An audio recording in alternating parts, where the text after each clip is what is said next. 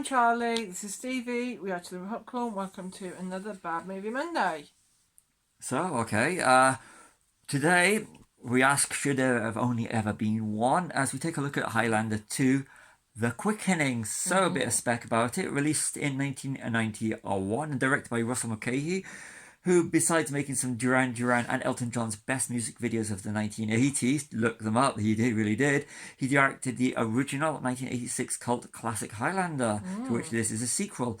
And it made its money on the home video market with its great Queen soundtrack. Although you could argue there's not an actual soundtrack, but just get the Queen album, A Kind of Magic. It works as an unofficial soundtrack to it. Yes, I think there's like 3 songs on that album that aren't actually in Highlander. Yeah, it is a great. A Kind of Magic is actually a great album, but really that's good a album. better. But now we're talking about a better movie. Yes. So Highlander 2: The Quickening, with a budget of $30 million, it only generated $15 million at the world box office. So it was a certified flop, but they will go into that later. But now I'm going to go a little bit into a tangent and go.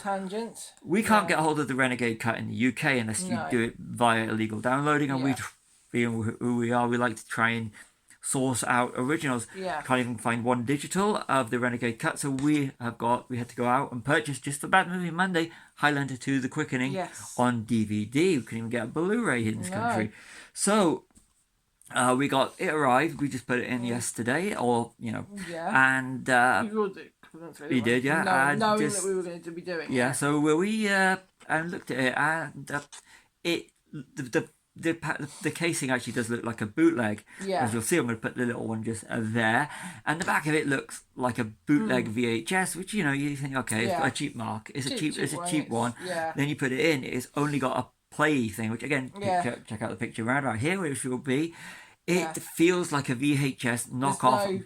There's no other menu options, no sound options, no languages, no subtitles, nothing. You can script to different chapters, but that's about it. But that's you have to play the film first. You can't select the chapter you want. This looks like a knockoff VHS bootleg. I know we only paid £4.99 Great British pounds. Yes. But I expected more, even for £4.99. I mean, we've bought things for less than that, and they've been better quality. A lot better. And I really wanted to see The Quickening, which we haven't seen it in over 20 years, and.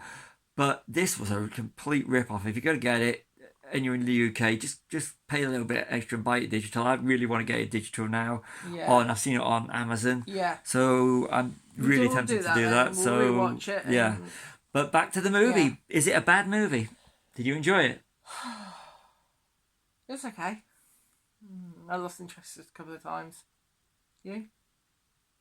I enjoyed it. I enjoyed the movie as a movie. I enjoyed the movie as a movie, but not necessarily as a Highlander movie. It's very strange. What we'll do is we'll go into our little notes. We always make notes so that we can touch on all these sort of things. Yep. So like you said, it was made in 1991. It's R-rated is all I could find on IMDb. So it's 18. You reckon? 15. 15. It'll be 15 in or UK. 18.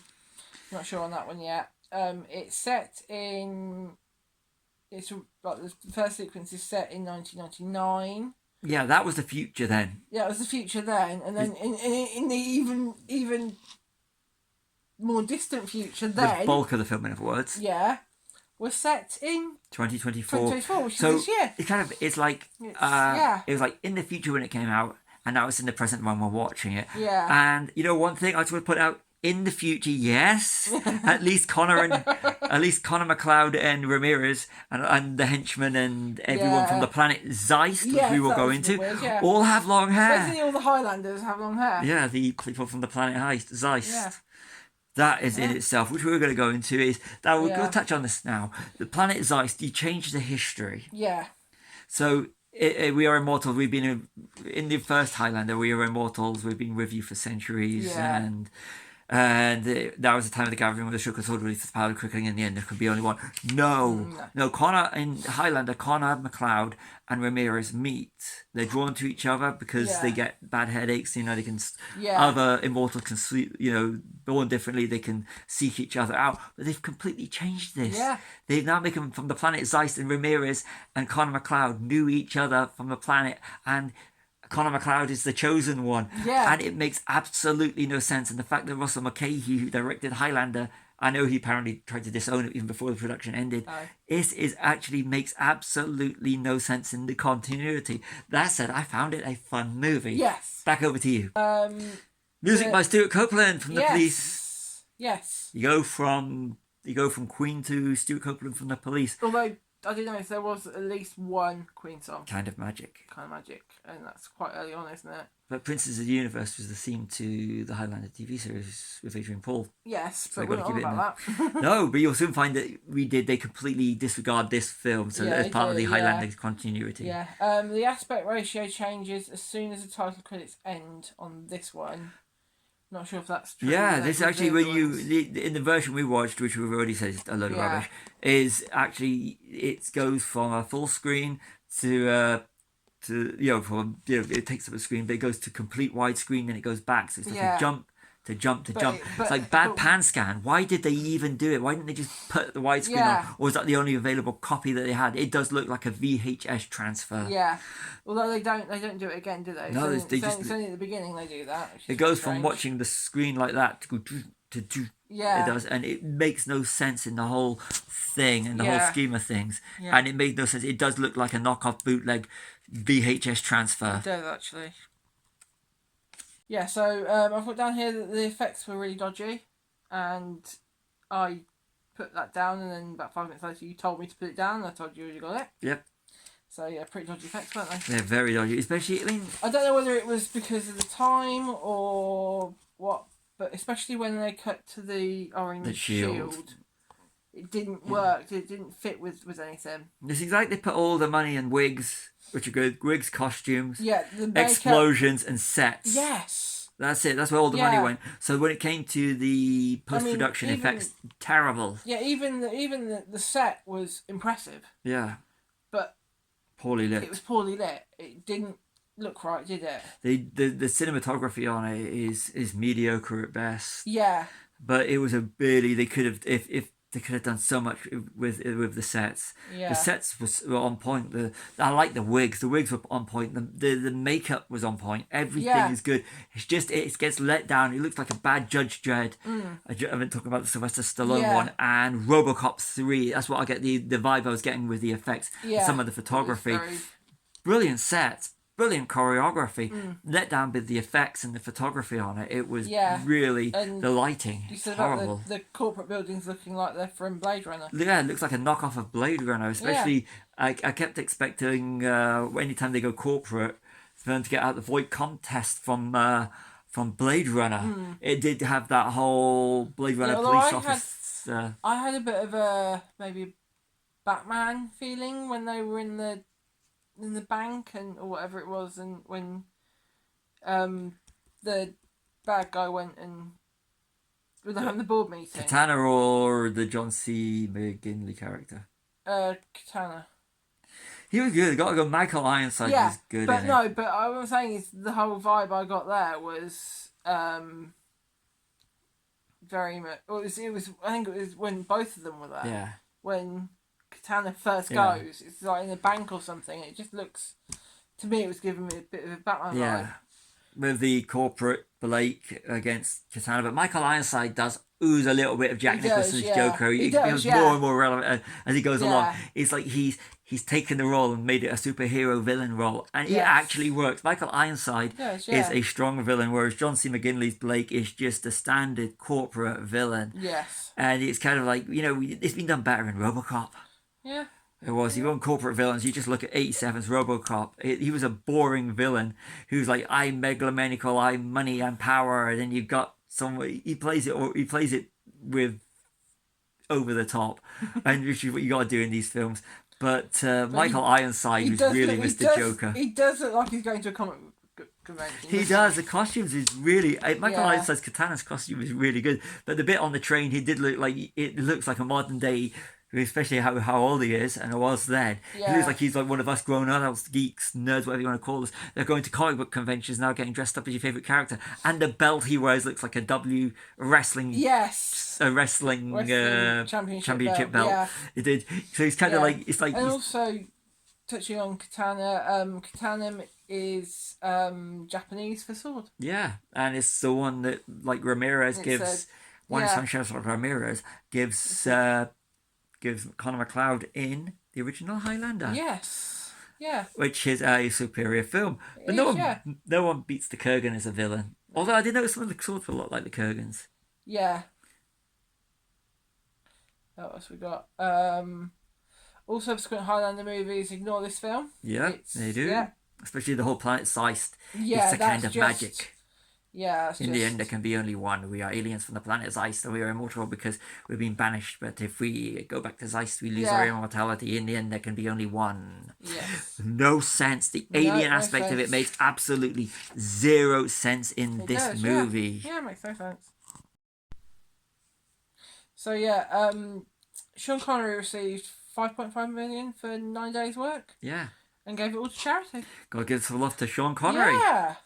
Yeah, I mean, that's fantastic. That's amazing, yeah. That's a good reason to do the movie, actually. It is, yeah. Really good movie. So Sean Connery, one of the best James Bonds, Indiana Jones' dad, and for that, I know you can find a lot of bad things about Sean Connery. Yeah. But that one is pretty cool in itself. Yes. Do a paycheck movie and give the money to charity, different charities. Yeah. So yeah. That was really good, yeah. Plus he's good in it. He is actually, I'm sure he is good. Sean Connery as Juan Sanchez Ramirez. I've got to do that. Yes. It's he's brilliant anyway. Yeah. Indiana Jones and the Last Crusade. Yeah. Absolutely superb. Amazing, yeah. Sean Connery's good in anything, right? Yeah. You can't knock the fight scenes and swordplay. No, absolutely brilliant. Really well choreographed, wasn't it? And Michael Ironside, Christopher Lambert, Sean Connery, all brilliant. The highlights of the movie, highlights in any Highlander movie, but you know. And the final thing here is, right then, why would you step into a beam of energy when you can just switch it off? Yeah, there's enough ways to do it, work your way around it. Especially Virginia Madsen's character, the love interest for the movie, Louise.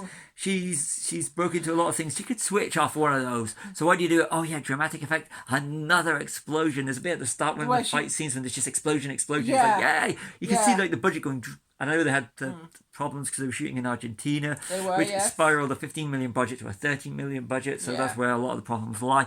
But the storyline with the aliens on the planet Zeist is absolutely terrible. That's terrible. In my notes. I'm going to say, did you enjoy it though? I did, yeah. It's enjoyable. A bit weird, but enjoyable. I really want to source out these other cuts because I'd like to see it with subtitles. Yeah. Because I think it's just because we watch so much stuff with subtitles now. I find it easier to follow along the storyline and stuff, especially on these bad movies where I'm making notes. Yeah. It's just easier. I liked it. It has the framework of a fantastic movie, but the aliens from the planet Zeist thing, absolutely terrible. The lighting, like I said, it made sets look like sets, and if they just lit it better, you would have had, because some of these sets, especially the fight scene when he's fighting those two on like hoverboard type things, was superb, thing, and even though when he has the quickening effect with when the characters get decapitated, the makeup's great. You like that. If that had been better lit, it would have been superb. I mean, it was. But also you've got to think of it was like a grungy town anyway that he was in. It was very dark and depressing place he was in. But it didn't. It looked. They could have lit it perfect. They could have lit it. And some of the stuff on the train was superb. When Michael Ironside's katana gets onto the train. Yes. With a little bit more. If they hadn't had like some problems with production, they would have had the heart of an incredible movie. It would have made a great sequel. But the thing with the ozone layer and corporate, that actually worked. But it's just the effects were terrible. Yeah, you've got this shield, this orange shield around the Earth. So why not just give everything a slightly orange hue? Yeah, it would have worked because then it's reflecting off of everything. Yeah. But yeah, that's all I've got. enjoyable nonsense. Yeah. I enjoyed it. I'm glad I've watched it again. It was kind of, I really wanted to watch this film, get a hold of a copy of the film. So this is one of the perks of doing Bad Movie Mondays. It You get is, to yeah. watch films that I remember liking as a kid Yes. or teenager I haven't. and rewatching it. So I hadn't seen it before, so a lot of these films are your choice mainly. A couple of Yeah. mine, but mostly films that I've never seen. In the end, there can be only one. Really. So yeah, but we will do Highlander Endgame soon. We will, yeah. Next year, it's probably going to be on our playlist, I think, because I really want to watch Highlander Endgame. We'll do it. We'll do it next year. So overall, I personally enjoyed the movie. Just a I few did, tweaks. yeah. It would be a good, fantastic movie. Yeah. Guilty pleasure one. Yeah, sure thing. So, and what did you think? Final thoughts on this Final one? thoughts. It was alright. Yeah, it was enjoyable. Just don't buy the DVD, which I'm using as the don't. Well, yeah, but it just depends on where you get your DVD from and who's selling it and stuff. Yeah, So, not that version we've no. watched. No. No. And I do believe in supporting physical media. Yeah. So, say the final words. I've been Charlie. This has been Stevie. We are Chilling Popcorn. Like and subscribe.